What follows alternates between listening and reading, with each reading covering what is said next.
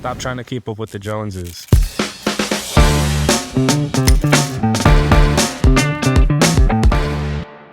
Let's talk about the problem of shiny object syndrome.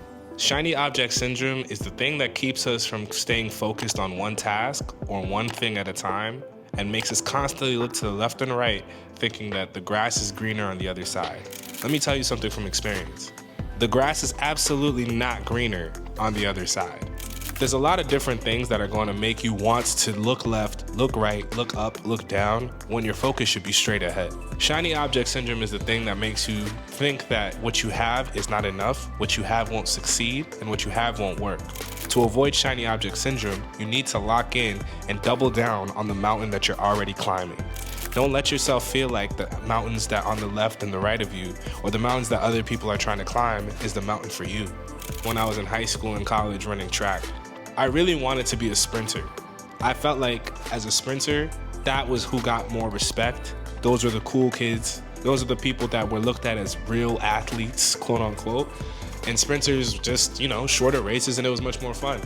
All the way up until my junior year, I hated the fact that my specialty was not 200 meter, 100 meter sprints. It wasn't until later on in high school that I learned that I had the aptitude for the 400 meter dash and the 800 meter run. As much as I hated those two races, those are the races that my talents, as well as the hard work I've been put in, multiplied and created the best opportunity for me to continue to grow, and not only grow, but excel. And I started focusing on the things that not only came easier to me, but the things that I started to grow to like, because I found that I could grow in them. I ended up earning a D1 scholarship to go run track at Temple University.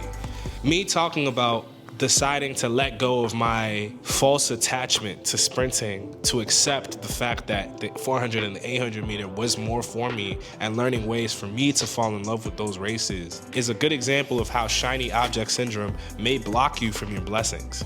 As soon as you think that something that you're already doing is too far, too difficult, there's no opportunity for success, or it's not good enough for you, you lose sight of the fact that you started this, and if you continue at it, there's a lot of people that are gonna stop, but you're the one who kept going.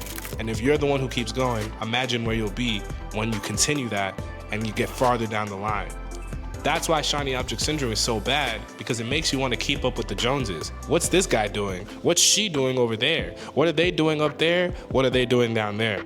I'm nowhere near the end of my journey, and I'm nowhere near achieving all of my goals, but I'm a lot farther than where I started. And that's because I decided to stay locked in on one thing. And I didn't get distracted by the shiny object syndrome that constantly takes away our focus and takes away our ability to keep climbing up one mountain. When you get to the top of the mountain, that's when you can decide to look at the rest of the valley and see if there's other mountains that you want to climb, because you've already climbed this one and you have the tools and the skills to climb a mountain. But if you don't finish climbing a mountain and you keep looking at other mountains to climb, thinking that that might be easier, thinking that you can get to the top of that mountain faster, I promise you, you will always stay at the bottom of the hills. You will always be at the bottom of the mountain. It doesn't matter what any of them are doing. It only matters what you're doing. Focus on your lane and focus on the direction that you're going. Climb your mountain, and when you climb your mountain, it's a lot easier to reach the top.